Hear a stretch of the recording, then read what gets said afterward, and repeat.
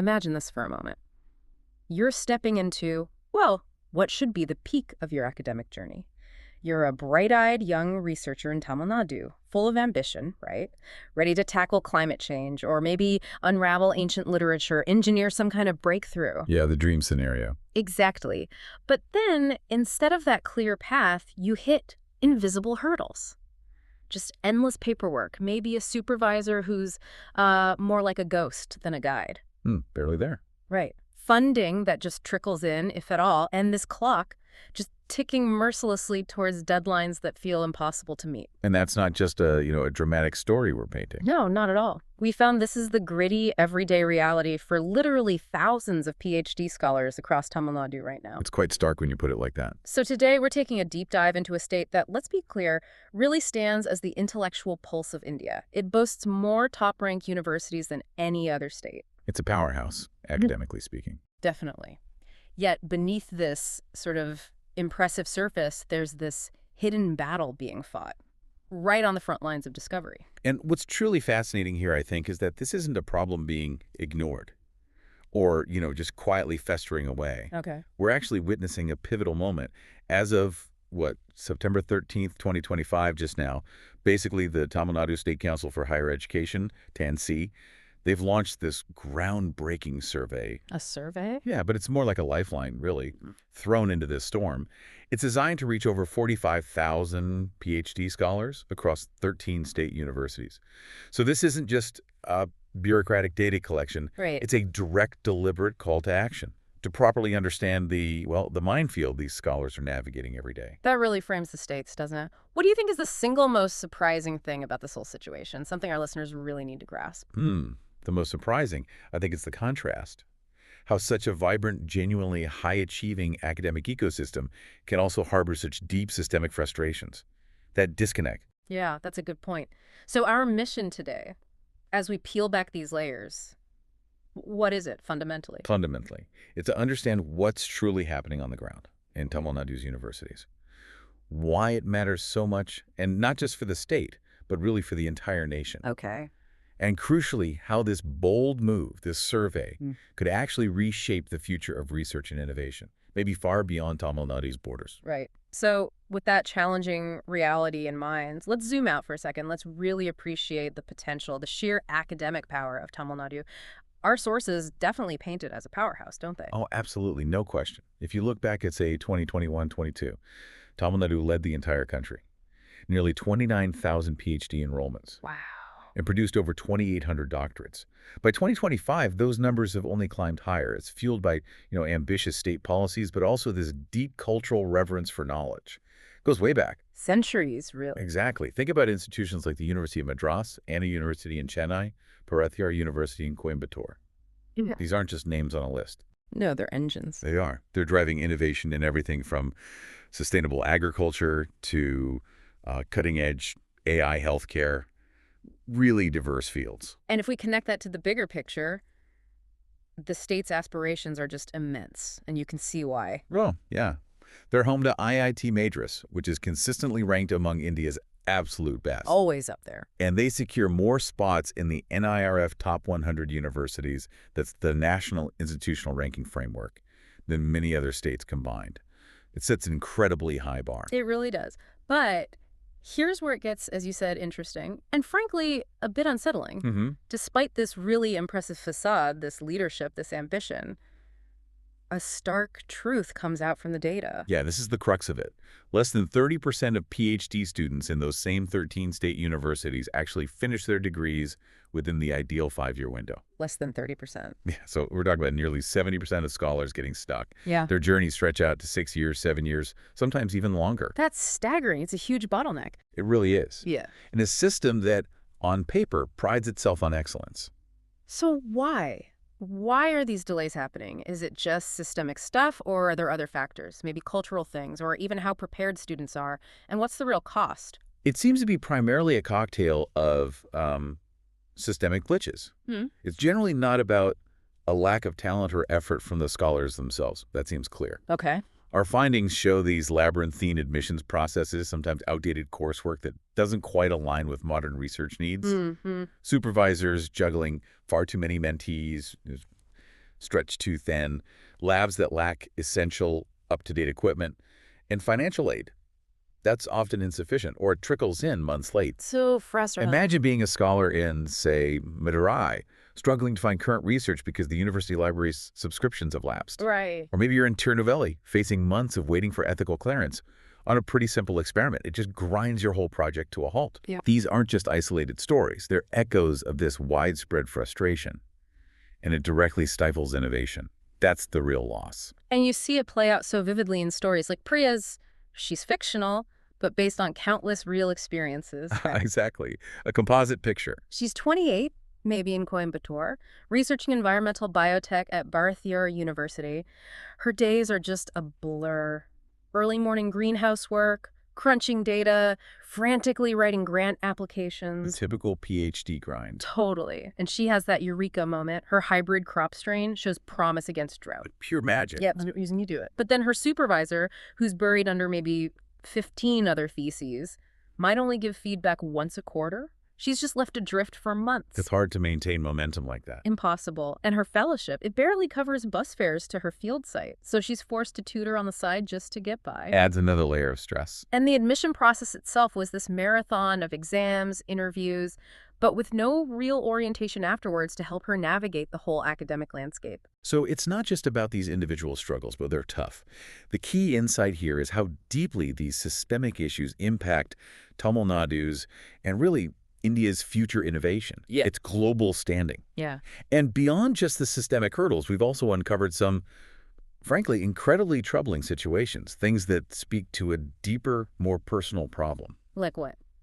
Well, there are reports of guides demanding fees, sometimes as high as 1 lakh rupees, that's 100,000 just for signing off on Vivas. Wow. Turning an academic step into a financial transaction? Precisely. And we've also heard stories of scholars basically acting as unpaid personal assistants, running errands, even babysitting for their supervisors. That's exploitative. It is. A scholar at Periyar University in Salem summed it up starkly, described it as feudal. Feudal, that says a lot. It implies this deeply ingrained power imbalance, right, where professors wield disproportionate control over their scholars' academic lives, even their personal lives sometimes. It borders on exploitation. And the mental toll. Exactly. Yeah. This kind of pressure, coupled with the immense academic stress, it takes a silent but devastating mental toll. It leads to stress-fueled dropouts. And tragically, sometimes worse, like the 2023 IIT Madras incident, where a scholar ended their life amid these kinds of pressures. It's heartbreaking. It really underscores that these aren't just abstract academic hurdles. They're deeply personal struggles with potentially devastating consequences. But, okay, there's a turning point here, right? Tamil Nadu isn't just acknowledging these things. It sounds like they're trying to hit reset. That's the hope. And this is where TANSCHE's survey comes in. This 29-question powerhouse designed like a detective's toolkit, launched just this week. Yeah, sent directly to scholars' personal emails, which is a very deliberate move. To bypass the universities. Exactly. What's really insightful about this is the deliberate stealth mode they've adopted. That's the term used by MP Vijay Kumar, TANSCHE's vice chairman. He put it quite candidly. They've intentionally not involved the universities at this stage to ensure scholars can speak freely without any influence, without fear of repercussions from their institutions. Sorry. It's anonymous, it's thorough, and it's broken down into 6 laser-focused sections, really designed to get to the heart of the matter. That stealth mode sounds brilliantly strategic for getting candid feedback. But does that carry risks? For the universities later, or even for scholars if anonymity isn't perfect? It's definitely a calculated risk. TANSCHE seems to be banking on robust anonymity protocols to protect the scholars. That's paramount. Okay. And these 6 sections, what are they digging into specifically? They're meticulously designed to uncover these systemic vulnerabilities. So first, it probes the fairness and transparency of the admission process. Seat allocation, especially with quota systems. Right, always sensitive. Yeah, which, while designed for equity, can create intense pressure and scrutiny, especially in popular fields like, say, computer science at Anna University.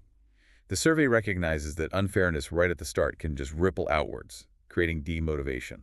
Makes sense. What else? Then it assesses the quality of coursework. Is it actually cutting edge? Or is it kind of cobweb covered? Does it inspire interdisciplinary work, or is it just rehashing old material? And I imagine supervisor guidance is a huge focus, given that 70% incompletion figure we talked about. Oh, absolutely huge. The survey dives deep into supervisor guidance. We know it's a major pain point, with those ratios sometimes hitting one supervisor to 20 scholars. 20. Yeah. So it probes availability, the speed and quality of feedback, and quite courageously, it looks for red flags regarding abuse and exploitation. Directly asks about it. Good. What else? Then there's institutional support. Right. Basically asking, Yeah. what's the state of the labs, the libraries, the hostels? Are they adequate? Right. You mentioned protests earlier. Exactly. We recall those 2024 protests at Parathidasan University. Scholars raised concerns about equipment shortages directly to the governor, R.N. Ravi. This survey essentially channels that same energy, giving a formal outlet for those critical concerns. Okay, so admissions, coursework, supervision, facilities. What are the last two? Crucially, financial aid. It's a hot-button issue. Questions specifically on fellowship delays. JRFs, junior research fellowships, often lag for months. Yeah, we hear that a lot. And hidden costs. Things like printing theses, travel expenses. Scuff scholars often end up paying out of pocket. Right, and the last one. Finally, it addresses thesis progress itself. It specifically asks those scholars who are past year 3, why are you facing snags? Is it examiner bias, ethical holdups, or just plain burnout from this prolonged struggle? So it's really trying to capture the whole journey from start to, well, hopefully finish. Exactly. It's meticulously designed. This isn't just about ticking boxes for some report. Right. The Jayakumar really emphasized that scholars can elaborate on any kind of problem they face, any issue at all. And TANSCHE intends to examine their complaints and initiate action, crucially, without disclosing identities. That's empowering. It truly is. It shifts scholars from feeling like passive sufferers to potentially active co-pilots of change within the system. And you're already seeing the buzz online. Hashtags like hashtag PhD Survey TN scholars tweeting about finally a voice or time to fix the guide game. There's a real sense of hope. That's great to hear. Now, this survey, it doesn't exist in a vacuum, does it? It's important to remember that Tamil Nadu has already been making some moves. That's right. They have been implementing some significant game changers already to support higher education. Yeah, we discovered the 2025 economic survey, for instance, highlighted education as a major growth pillar. They allocated funds for crucial things like women's hostels. Which is vital for access, especially for scholars from rural areas. Absolutely. And even things like fare-free buses. Sounds small, but imagine being able to zip between labs in Chennai and field sites out in the country without worrying about the cost. That helps. Definitely. And there's specific initiatives, too, already running, showing a clear commitment. For example, TNAU, the Agricultural University, has its Vice Chancellor's Fellowship for Excellence in Research, provides $33,000 yearly specifically to SCST scholars. Targeted support. Yes. And beyond that, there's a comprehensive Tamil Nadu Scholarship 2025. It covers something like 13 different schemes aimed at low-income PhD hopefuls. So there's an existing effort to blend access with excellence. Exactly. It shows the resilience of the state's academic ecosystem. And remember, Tamil Nadu snagged 17 spots in the NIRF 2025 Top 100 Universities, more than many other states, so the ledge is strong. This survey seems aimed at strengthening it further. Okay, so pulling this all together, what does it mean for you listening right now? Why should you care about a PhD survey happening in Tamil Nadu? Well, because these scholars aren't just academics locked away in ivory towers. Right. They are quite literally the architects of our collective tomorrow. That biotech whiz we imagine developing drought-resistant rice. Yeah. She could be feeding millions in a world grappling with climate change. Yeah. Or the literature buff decoding ancient Tamil epics. He's preserving this cultural goldmine that shapes national identity, gives us historical context. Their success isn't just personal. Indeed. When these scholars thrive, Tamil Nadu thrives. And really all of India leaps forward. Delays in their research. That means lost patents, stalled startups that could be driving economic growth. And potentially brain drain, right? Potentially, yes. A brain drain to places like Silicon Valley or Singapore, maybe, where resources might flow more freely, where the research environment feels more supportive. This survey is fundamentally about identifying and knocking down those roadblocks, the ones that, as Vijaya Kumar puts it, delay research, demotivate scholars, and dilute academic contributions quality. These are critical factors for national progress. Of course, no big reform effort is simple. There are always challenges. We might wonder, will universities drag their feet on implementing changes based on this data? A valid concern. Or can anonymity really hold up against the subtle pressures of small campus politics? And is there a risk this whole thing gets politicized, especially with elections potentially on the horizon? These are definitely fair points. Real challenges to consider. It's a critical question to raise. But But look at Tamil Nadu's recent track record. We've seen moves like curbing guide harassment through official notes from the chief secretary back in 2024. We've seen them roll out online grievance portals designed specifically to protect scholars. okay, so there's some momentum. It suggests a genuine momentum for change and perhaps a political will to follow through. Plus, the robust data from this survey, it could actually feed into national efforts. Like the UGC University Grants Commission is planning tweaks for faster PhD completion in 2025. So it could become a blueprint. Potentially, yes, a state-level initiative influencing national policy. So the end game here, what does it look like? What's the ideal outcome? The end game. At Tamil Nadu, we're doing a PhD isn't this grueling marathon of misery we described earlier, Right. but an inspiring sprint towards intellectual stardom.